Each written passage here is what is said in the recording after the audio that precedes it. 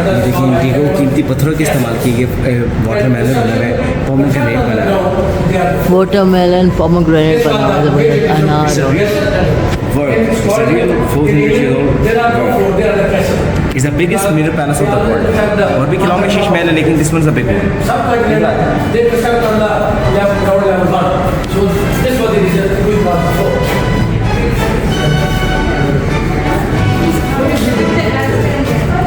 अच्छा, just to find out लोगों के लिए यही तो है। You can see the marble setting. It is made by hand. अच्छा, यहाँ पे फिजिक्स का इस्तेमाल हुआ है। मूर्तियाँ मार्बल में ज्योमेट्री का पैटर्न्स हैं, फिजिक्स इस्तेमाल हुआ है। ये जितना भी है ये इमाम जाफर सादिक अलैहिस्सलाम से लिखा है। इमाम जाफर सादिक कैसे ये बनाया? अभी आप हिंदू के पुराने टेम्पल देखेंगे, आर्किटेक्चर देखेंगे, उसमें वेंटिलेशन सिस्टम तमाम। मिडल वाले जो डिज़ाइन है ये मुगल क्राउन को डिपिक्ट कर रहे हैं। दोनों तरह में शहजादियों के क्राउन बने हुए हैं। ओके, बीच में फॉर एग्जाम्पल देखो सीधा आपको मिलेंगी राधा कृष्ण है, उधर ये बारात जा रही है लॉर्ड कृष्ण की।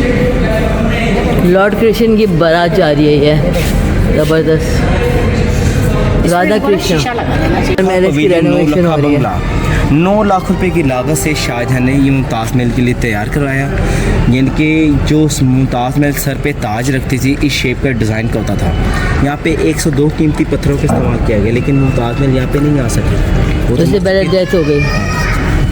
ये 1625 में कंप्लीट हुआ।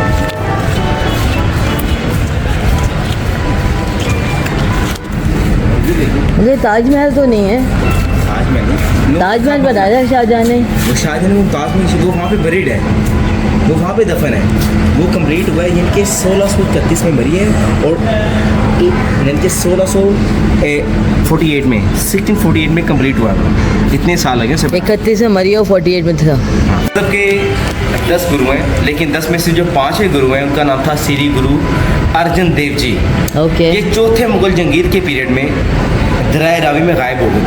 उसके पीछे कहानी क्या है मैं आई विल टेल यू। जंगीर का जो वजीर था ही वादा हिंद, उसका नाम था राणा चंदूलाल या चंदूमल।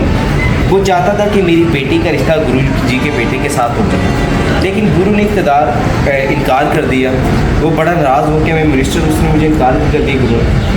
तो उस मिनिस्टर ने जंगीर को टेम्प्ट किया, जंगीर के कान भरे कि जो गुरु है ना आपके बेटे के साथ इसके बड़े अच्छे ताल्लुकात है, क्योंकि जंगीर का एक बेटा अपने बाप के खिलाफ था। उस बेटे का नाम था परवेज़ खुसरो। ये गुरु ही है जो आपकी सीक्रेट सारी आपके बेटे को बताता है। जंगीर वक्त का बादशाह था, इतनी बड़ी सल्तनत का, उसने हुक्म दिया कि गुरु जी को कैद कर लिया जाए। गुरु जी को कैद करके वहाँ पे रखा गया मोची गेट के अंदर। लाल फू एक जगह वहाँ पे शहर की गलियों में घसीट के गाय की खाल में कवर करके जिसम के छाले बन के यहाँ पे ले आए। ये सारा दरिया था। गुरु जी को फांसी देने वाले थे और पहले तो गर्म डब्बे में बिठाया, गर्म पैन, और बाद में कहा गया गुरु हम आपको हैंग करने वाले, फांसी देने वाले, अपनी आखिरी ख्वाहिश बता दीजिए। उन्होंने कहा मेरी आखिरी ख्वाहिश ये मैं दरिया रावी में स्नान करना चाहता हूँ, नहाना चाहता हूँ। पहली जंप लगाई, वापिस आ गए। दूसरी लगाई, गायब हो गए।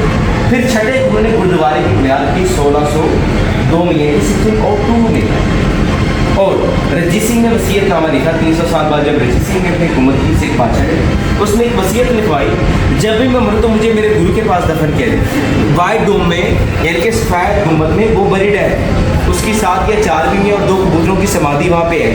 क्रीमेट करने के बाद उसे वहाँ पे बरीड किया गया है। तो जहांगीर को क्रीमेट किया गया, जहांगीर को सॉरी, ये इसे क्रीमेट किया गया उसे।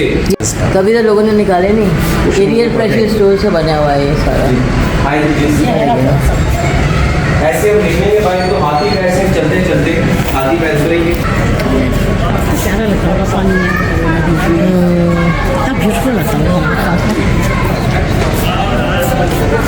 क्रीमेशन करने के बाद उसकी 7 या 4 बीवी और 2 कबूतरों को यहाँ पे कहा जाता है बरीड किया गया है। अच्छा, वो 5 छोटी छोटी कब्रें बनाते हैं। आगे वो भी ताकि सुन आग और आकाश द बादल, तभी वो 5 छोटी छोटी कब्रें बनाते हैं।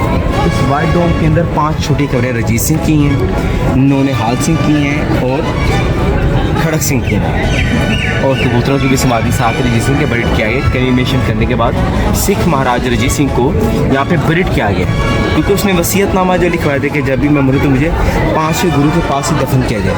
उसकी वसीयत के मुताबिक उसे वाइट डॉम में बरिड किया गया। और सर ये जब शाहजहां हाथी के ऊपर बैठ के शीश महल के लिए आता तो उस क़यामत का ऐलान किया जाता था। तो मिडिल के here was a big deal that it was destroyed in a Sikh bombardment from the British time. ये असला खाना है, इमिटेशन डिपो है, वहाँ पे असला रखा जाता था अंग्रेज़ दौर में।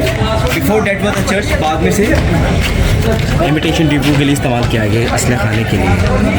अच्छा, ये भी स्टेप जो है शाहजहां ने 1632 में बनाए हैं और इन आर्चेस में स्लेव गर्ल्स और यूनिक्स खड़े होते थे। बादशाह की आमद पे, शाहजहां की आमद पे गुलाब की पत्तियाँ जो थी शावर की जाती थी। अच्छा जी madam, is a real 400 years old gate. ये स्पाइक्स होते थे, नेल्स होते थे, लेकिन वक्त के साथ साथ काट दी गए। बड़े दरवाजे के साथ छोटा डोर्स क्यों रखा जाता था? इससे शोइंग हम्बल। अगर आप अमीर या गरीब, आपको झुक के आना पड़ेगा। सेकेंडली, आइडेंटिफिकेशन के लिए इस्तेमाल होता था। आप कौन, आपका नाम क्या है, किस मकसद के लिए आप हैं? For the negotiation, it was used for negotiations and this gate is called Shah Burj. It was build by Shahjahan in 1632 and it was used for the royal family. They did use this gate. इतना चुक चुक के जाते थे। आपको बताया identification के लिए। बादशाह के लिए तो ये तो नहीं खोला जाता था, तो पूरा दरवाज़ा खोला जाता था। मगर रॉयल फैमिली यहीं से जाती थी। कोई आना चाहता है किला में, शाहजहां से मुलाकात करना चाहता है, तो पहले अपनी शनाख्त 2018 में इस इमारत को कंप्लीट किया, यहाँ पे अपना दरबार लगाया, तो वो समझ रहा था कि दुनिया का अमीर तरीन आदमी है। यहाँ पे जश्न सेलिब्रेट किया गया। ये जितना भी मार्बल लगा मुगलिया मुगलों से उतरवा के चोरी करके यहाँ पे इरेक्टेड किया। बादशाही मस्जिद है। रश कितना है?